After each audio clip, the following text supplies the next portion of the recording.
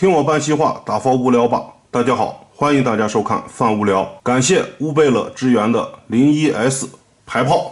正面是一个玩具的照片，背面是玩具人形，还有2个载具，分别是飞机、航母的照片。内包全透明的塑料壳子，配件呢是2把大枪和2把大斧子，还有一个开动头顶眼睛灯光的磁铁片。纸制品说明书1份。大枪和斧子靠一个连接件能组成一把双头斧。说明书上呢只展示了一个连接件，但是呢佩戴的连接件有2个。整个玩具实物拿出来就是这样的。我先把它变成了航母，无所谓啊，这个玩具从开盒人变飞机变航母，或者是航母还原飞机还原成人，无所谓。只是呢，如果你是买的，你就得从人变航母变飞机，拍完照再恢复成人。我这个呢是乌贝勒支援的，为了好回合图个方便，我就是航母变飞机变人，无所谓啊，过程无所谓。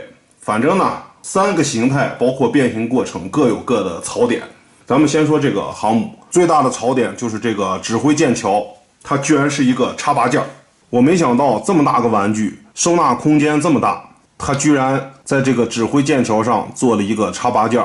但是呢，这个指挥剑桥啊，这个插拔件的刻画还是比较细致的，这也许就是这个插拔件最大的能夸奖的地方了。然后就是极其扯淡，其实这个指挥剑桥呢，完全可以做一个收纳性的变形，你稍微刻画的简陋点，也不用像这么细致，但是你必须做成一体化变形。在这个年代，你还居然用这种插拔件，就太操蛋了。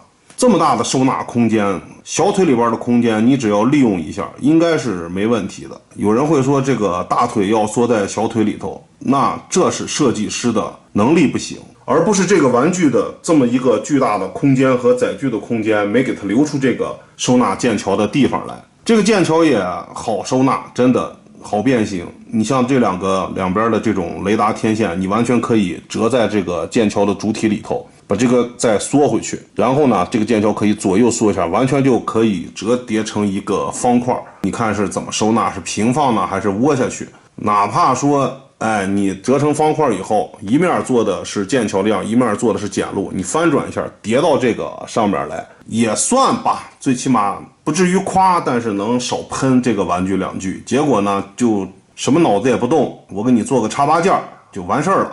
我们看一下这个插拔件的这一面，刻画的还是很细致的。我说过，这是这个插拔件最大的能夸赞的地方了。看来是按军模的那种航母剑桥铸的这么一个模具。说完这个插件的槽点，我们再说这个整体航母的槽点。它做了一个滑跃式航母，我们从侧面看，明显就看出来这个甲板前面是向上有一个倾斜度的。但是呢，动画片里我记得它应该是一个平整的蒸汽弹射航母，而不是这种滑跃式航母。因为按老美那个操性，人家当时已经都用上蒸汽弹射了，肯定不会做这种滑跃式甲板。一是它这个载具变形以后啊，这个甲板是有一定的落差。二呢，肯定是为了蹭一下中国这个山东号和辽宁号啊，那2个就是滑跃式甲板。你也别强迫症说我想把它掰平，掰成这个甭丝膜，就这个玩意儿啊，你别说掰平了，你往起一拿，看见没？只要你扣子扣不住就是这样，而且你扣住也是这样。我重新调整一下，我把这个腰扣紧了，然后呢你说这个甲板我调个角度，你看它这个腰呀就是前面太重了，卡不住了，一卡不住这个甲板更卡不住了。它是想靠这儿这2个插进前面起一个绷劲儿，然后呢靠这块也绷住，保证这个甲板是没问题的。但是它绷不住啊，尤其里边这个卡扣，你即使咬死了你也闹不成。所以说这个甲板太松啊，太松这块。接下来我们再说这个屁股的甲板。这个屁股的甲板它是左右活动密合的，就是你密合住了，你感觉我也捏住了，但是怎么说呢，你别拍照片，你一拍照片一挪动它就开了，就这么个东西。但是有一说一，有二说二啊，小腿这部分还是符合现实中航母的啊。现实中航母就是后面是个大方墩的那种感觉。船头这儿呢也做了一个现实中船只这样前面的一个流线型的这么一个刻画零件，这2个零件做的不多余。变航母的时候呢竖起来，变飞机的时候呢是展开放在里边的。这2个零件做的真的不多余，增强了一个航母箭头的刻画。接下来我们看这个航母的底部，你们是不是有一种似曾相识的感觉？这不就是 G1的排炮吗？就是这种感觉，这种感觉特别强烈，尤其在看底部以后，再看这个刻画以后，再看这个简单却简单到让你觉得好像 G1玩具这条腿放大一样的刻画的真的是太简单了。G1玩具我记得应该它是贴纸吧，我记得当时是，如果我没记错的话。真的，这个玩具从航母这一块你已经看出来这个玩具的大致走向了啊。指挥剑桥是插拔件，整个甲板松松垮垮。然后这个料子呢，你们别以为它是什么好料子，就是那种最低端的回收料，只不过呢是给你做厚了啊，让你感觉哎呀，这个料子还是挺有诚意的。真的，这个料子就是低端的回收料。从这个整个排炮的灰色件和这个红色件，你就能清晰的感受到，如果你玩了很多年的玩具，你从这个祖国地摊货到官方的正版货，到其他一些三无小作坊的玩具，你玩了很多，你就会能清晰的感受到，这个就是祖国地摊货啊，就是那种挂卡地摊货那种料子加厚，就是那种感觉。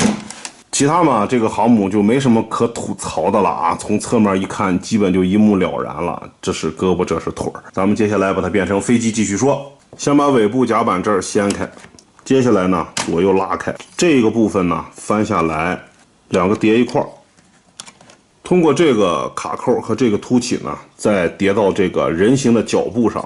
编完尾部以后呢，我们就把这个甲板掀起来，顺势呢把这儿打直，旋转过来，依然利用这两个红色凸起和这两个卡扣做一个密合。这个甲板已经起来了啊，我们就不多费手续的再专门拆了，直接就是分开它，做一个位置上的调整。利用这个合金件啊，这合金件不是什么好合金件啊，就那种最低端的合金件。把飞机的最边上的翅膀呢从里边翻出来，箭头部分呢直接分开。它是利用造型件的凸起呢，跟这个机头的起落架有一个结合和锁定。整个把这个箭头部分呢翻过来，利用箭头部分的两个卡扣和这两个凸起做一个锁定。它这个卡扣的位置啊，不是十分的准确，就是有时候你得做一些位置上的，利用这种烂塑料的韧性啊，做一个挤压式的这种密合。接下来呢，就把这两个多余但是有效果的这个件儿翻平。机头又开了啊，我们把机头再密合一下，主要是靠这块这个零件做一个密合。把这个角呢做一个旋转，这个部分呢已经留好了飞机翅膀的这个收纳的这么一个刻画了，所以我们利用这个合金件做一个位移，然后把飞机翅膀呢跟这个机身做一个结合。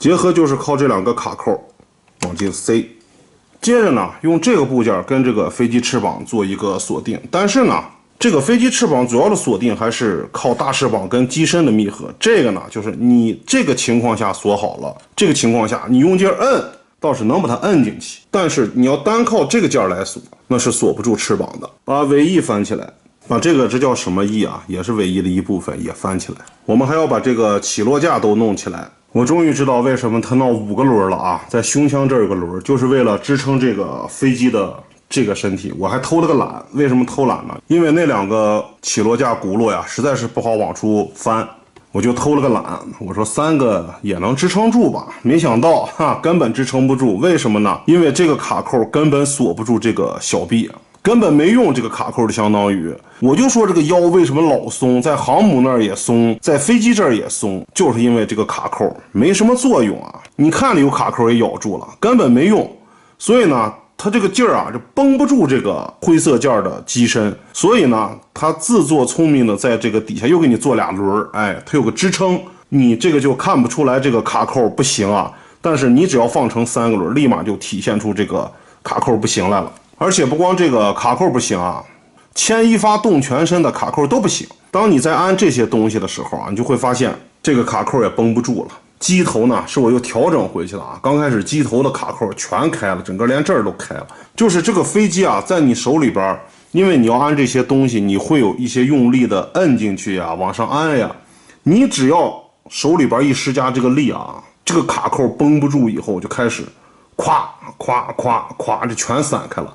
这个飞机的卡扣我也不带往回弄了，因为什么？你一往回弄这个，你这个就继续震的又把这儿折腾开了。所以说它这个卡扣啊，看似一个零件放到一个地方的时候都有一个卡扣固定，但是扯淡啊，这些卡扣真的扯淡。你说像这种飞机这么沉，而且你飞机跟这个机身的公差又比较大，你拿这个怎么锁？就劈了两个短卡扣，你怎么锁？你还不如做个钩形卡扣勾住呢，浅勾一下就算了，就直愣愣的那么直插，你能锁住吗？光靠这种烂料子的摩擦力，你能锁住吗？你根本锁不住。所以说呢，这个飞机最大的槽点就是卡扣没用啊。飞机和航母共同的槽点就是这个牵一发而动全身的腰部卡扣实在是锁不住，真的，航母是导致那个甲板老翘，飞机呢就塌了啊，整个就塌了。然后这个变形过程呢，从航母变到飞机，你突然有一种似曾相识的感觉。哎，G1玩具是不是也是这么来的啊？是不是让你感受一种G1的美呢？这种变形啊，真的是就靠一个G1大套路的反转，然后加上一些细小细节的切片补充啊。哎，你是不是觉得啊，这个变形很流畅？但是就是这些切片和这种卡扣导致你的变形是流畅，但是临近结果的时候并不是那么的顺畅。就是我说的，你只要敢干点啥，这些卡扣就全没用了。丁刚54开始崩，飞机呢没法说了。为什么呢？因为这个整体的飞机形态就是 G1玩具放大加了这么一个美型吧。其实这个美型啊，我觉得加不加都扯淡啊，真的跟 G1飞机那个效果大差不差，并没有什么一个上层次或者是跨越式的这么一个体现。你就感觉这是 G1玩具的飞机啊，放大了、变厚了、加重了，加了一堆亮闪闪的那种低端合金件啊，真的这，你说它不加吧，我觉得是有总比没有强，因为这儿来回绕呢，是塑料啊，尤其他也知道自个儿这个料子也扯淡啊，看白痕那是掰断，他给你加上合金，第一呢显得咱也有铁，第二呢显得咱也对关键部位负责啊。那么接下来我们把它变成人形。先把飞机的尾翼转回去，这儿呢已经就脱离开了，我们就不拆了。把红色尾翼叠回来，把白色的尾翼翻下来，整个把起落架翻回来，机头的起落架也翻回来，把这个零件整个掀开。接下来我们要拆分这个小腿，整个拆开。大家看见裆部这个合金件了吗？就是小腿搓上来以后跟它做一个结合。整个呢把小腿和大腿抽开，把小腿顶端的这个部件翻回来，把人形的脚尖呢打起来，顺势把多余的这个部分呢塞到这里边。人形的脚踝呢和小腿有一个锁定，就是靠这个部分咱们把它扣起来。哎，扣起来了，这样呢脚部就有一定的左右活动了。人形小腿变完就是这样。把裙甲跟大腿的这个结合呢拆开，这儿有个凸，这儿有个卡扣，就是靠这个结合。先把这个机头拆开。第二步啊，你们不要直接翻这个脑袋啊，就是机头的后半部分，以免对头雕也好，或者对这个零件也好啊，看空间不够，你用劲儿大造成损伤的，咱们把它左右拆开。腾开空间以后呢，咱们把这块又翻过来。翻过来以后，我们把这个手朝外面打，整个腾出空间来，调整好手的位置，整个拉出空间呢，转一下这个。接下来我们看这个裙甲这块啊，把前后呢往外掰一掰，然后把这块抬起来，整个利用点塑料韧性抬起来。它这个挺麻烦，哎，还掉件儿，哎，把里边顶起来以后呢，跟前后这个裙甲做一个密合。由于刚才那面掉件呢，这面我们再来演示一下啊，把前后裙甲向两边掰以后呢，主要这个红色件啊，把这个红色件顶起来，哎，再顶这个灰色件，这样呢就能跟这个前后的裙甲呢就能密合了。哎，顶好以后呢就密合住了，哎，再放下来。接下来呢，我们把这个放在中间，不管这两片啊分开，顺着这个卡扣。这两个凸，然后顺着这个地方安进去，安好以后呢，人形腰部就有了。接下来我们把这两个片子展开，把这个片子呢翻起来，机头呢整个叠回来，这两个零件呢对齐这个口，左右密合一下，整个把密合好的这个件呢翻进来，把身体呢合回来，把头部底下这个板子调整好位置呢，跟胸腔插一块儿，然后呢利用这两个小钩啊勾一下。别忘了前胸和后背这儿还有个卡扣啊，它俩是能粘合到一起的。这个部件呢再旋转回来，这儿有个凸，这儿呢里边有一个卡扣，然后结合一下密合住。整个排炮呢变成人形就是这样。可动嘛，该有的都有，而且关节你也能听见叮叮当当的齿轮和弹簧的声音。但是呢，球用没有。这个排炮你要说做一个马步、居蹲步、半蹲步啊，整个就弄不住。你别看它脚大，你别看它脚也挺沉，你别看它小腿那么方正，你做那些动作的时候啊，你得调角度，不调个半天角度，你根本就摆不出那种姿势来。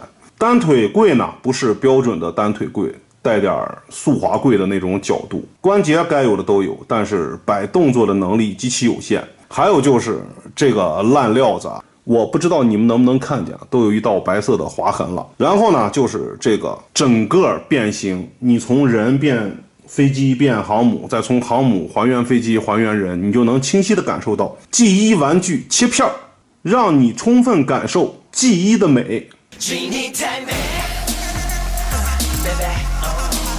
，G1 太美，G1 实在是太美。